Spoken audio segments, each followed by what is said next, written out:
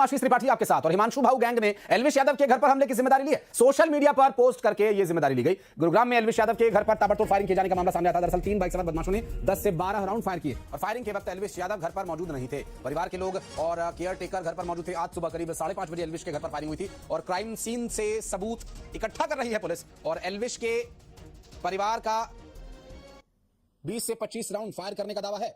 और एक्सक्लूसिव ये तस्वीरें आपको हम दिखा रहे हैं सीसीटीवी कैमरे से जुड़ी हुई। अब बताया जा रहा है कि यही वो बाइक सवार हैं जो कि हमला करने पहुंचे थे और इस पूरे हमले की जिम्मेदारी हिमांशु भाऊ गैंग ने ली है। एक कोई हिमांशु भाऊ गैंग है, उसने ये जिम्मेदारी ली है और सोशल मीडिया पर पोस्ट कर इस हमले की जिम्मेदारी ली गई है। एक तरफ एक हिमांशु शुक्ला है जो देश का नाम रोशन कर रहे हैं और एक कोई हिमांशु भाऊ हैं वो गैंग चला रहे हैं। धर्मवीर हमारे सहयोगी इस वक्त हमारे साथ हुए। धर्मवीर, कोई साक्ष्य मिल पाया ये हिमांशु भाऊ कौन है? ये गैंग क्या नाम अपना बढ़ाने के लिए या चर्चा में लाने के लिए इस तरह का कृत्य कर रही है? क्या वजह पता चल पाई? पुलिस क्या कह रही है?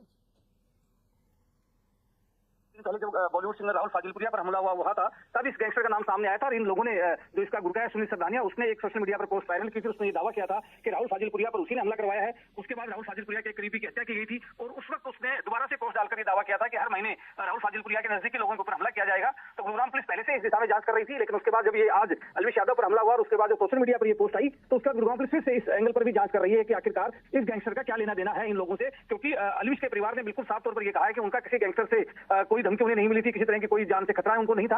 हालांकि उसके पिता ने यह भी कहा है कि वो अपने बेटे से बात करेंगे, अगर हाल ही के दिनों में अगर कोई इस तरह की घटना हुई होगी तो वो अपने बेटे से पूछताछ करेंगे। लेकिन परिवार का आरोप फिलहाल यही है कि 3 लोग आए थे और करीब 20 से 25 राउंड फायरिंग की गई है। गनीमत ये रही कि उस वक्त जो एल्विश के मम्मी पापा है वो दोनों सो रहे थे। एल्विश इस वक्त शहर में है नहीं, वो शहर से बाहर है किसी काम के सिलसिले में। तो गार्ड जो है उस नीचे उसके इस पूरी घटना को देखा था। सीसीटीवी में घटना कैद हुई है। गुरुग्राम पुलिस ने न सिर्फ एल्विश यादव के घर के बल्कि आसपास के जो सीसीटीवी कैमरा है उनकी फुटेज अपने कब्जे में ली है और जांच कर रही है कि आखिरकार ये लोग कौन थे। निश्चित रूप से धर्मवीर, परिवार कह रहा है कि 15 से 20 राउंड फायर हुए हैं। ये कैसे स्पष्ट हुआ? क्योंकि सीसीटीवी कैमरा जो हम देख पा रहे हैं शायद जो आपने उपलब्ध कराया उसमें सिर्फ एक बाइक पास होती हुई नजर आ रही है। फायरिंग वाली कोई स्थिति इसमें नहीं दिख रही। क्या वो वाला सीसीटीवी फुटेज भी सामने आएगा कुछ देर में? बिल्कुल, देखिए ये जो सीसीटीवी फुटेज है ये एल्विश यादव के घर के थोड़े नजदीक का ही है, जहां से लोग जा रहे थे उस वक्त ये लोग इस सीसीटीवी में कैद हुए हैं। 3 लोग इसमें सवार हैं। पीछे जो 2 लोग बैठे हैं उन्होंने हेलमेट डाला हुआ है और जो बाइक चला रहा है उसने अपना चेहरा छुपाया हुआ है। और जहां तक बात फायरिंग की है, 20 से ज्यादा जो फायरिंग के निशान हैं वो उनके मकान पर देखे गए हैं, चाहे वो बालकनी हो, चाहे उनका दरवाजा हो, चाहे खिड़की हो, उनके ऊपर वो निशान देखे गए हैं। सड़क के ऊपर खोल जो है गुरुग्राम पुलिस को मिले हैं। तो उस आधार पर उन्होंने दावा किया है कि जो फायरिंग है वो करीब 25 राउंड के आसपास हुई है। हालांकि 20 राउंड के आसपास तो उनके घर के अंदर जो निशान है फायरिंग के वही देखे गए हैं, तो उससे वो दावा उनका पुख्ता होता है कि काफी राउंड फायरिंग यहाँ पर की गई है। स्वाभाविक है, क्योंकि धर्मवीर एल्विश का भी कोई बहुत अच्छा रिकॉर्ड नहीं रहा है। क्रिमिनल केसेस और वो स्नेक वाला मामला और फिर उनकी कंट्रोवर्सीज, ये सारे मामले देखकर किसी गैंग से भिड़ने की जरूरत नहीं है। कोई किसी ने सुपारी दी हो सकती है, कुछ भी कारण हो सकता है। लेकिन पुलिस क्या कह रही है इसमें? देखिए, पुलिस का ये कहना है कि पहले इस तरह की कोई शिकायत उनके पास नहीं है कि एल्विश यादव की जान को खतरा हो या फिर उन्हें कोई धमकी मिली हो। गुरुग्राम पुलिस अब जो परिवार जो लिखित में शिकायत देगा उसके आधार पर ही आगे की कार्रवाई करेगी। एल्विश के जो पिता है वो तो लगातार ये बात कह रहे हैं कि उन्हें कोई धमकी नहीं मिली थी, किसी से कोई उनका विवाद नहीं है। लेकिन एल्विश यादव विवादों में रहा है, शुरू से ही विवादों में, कई सारे मामले उसके खिलाफ है। फिलहाल जमानत के ऊपर बाहर है। एल्विश यादव के दोस्तों के ऊपर भी मुकदमे रहे हैं। कुछ जो राहुल फाजिलपुरिया जो उनके दोस्त भी है, बॉलीवुड सिंगर है, उसके खिलाफ भी मुकदमा दर्ज है, जांच उनके खिलाफ चल रही है। अभी भी वो आरोपी है केस के अंदर। तो जाहिर सी बात है विवादों में तो एल्विश यादव रहे ही हैं। लेकिन आज की जो घटना है अपने आप में ये दिखा रही है कि पिछले कुछ दिनों में जो हाई प्रोफाइल लोग हैं, खासतौर से चाहे वो यूट्यूबर हो, चाहे बॉलीवुड सिंगर हो, इनके ऊपर हमले किए गए हैं। फायरिंग हुई है जिसमें राहुल फाजिलपुरिया पर भी फायरिंग हुई। उसके बाद राहुल फाजिलपुरिया के जो फाइनेंसर थे रोहित शौकीन, उसकी हत्या की गई और अब एल्विश यादव के ऊपर फायरिंग। धर्मवीर, यहाँ कोई तलवारें भी लहराई गई थी क्या?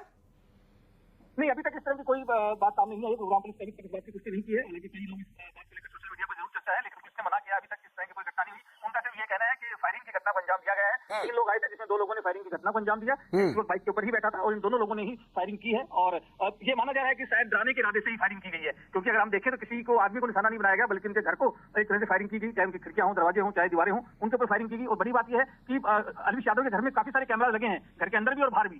सारी चीजें जो है सीसीटीवी में कैद हुई है। उसके डीवीआर गुरुग्राम पुलिस ने अपने कब्जे में ली है और अब जांच कर रही है। लेकिन एल्विश की तरफ से कोई बयान नहीं आया धर्मवीर अभी तक? बिल्कुल, एल्विश घर से बाहर है, उसकी तरफ से कोई बयान अभी तक नहीं आया है। ना ही सोशल मीडिया पर उसने कोई अपनी प्रतिक्रिया दी है। उनके पिता ने जरूर 2 बार ये बात कही है मीडिया के सामने आकर के कि उनका विवाद किसी के साथ नहीं है, धमकी किसी से नहीं मिली है, उनके बेटे को किसी से कोई लेना देना नहीं है और ना ही पहले कभी किसी से कोई खतरा रहा है। ये बात जरूर उन्होंने कही है।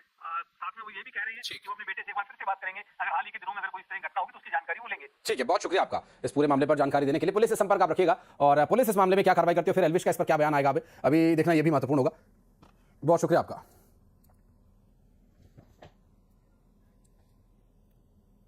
अर्चना एक मिसिंग मिस्ट्री बनी हुई है। अर्चना की गुमशुदगी के 11 दिन हो चुके हैं।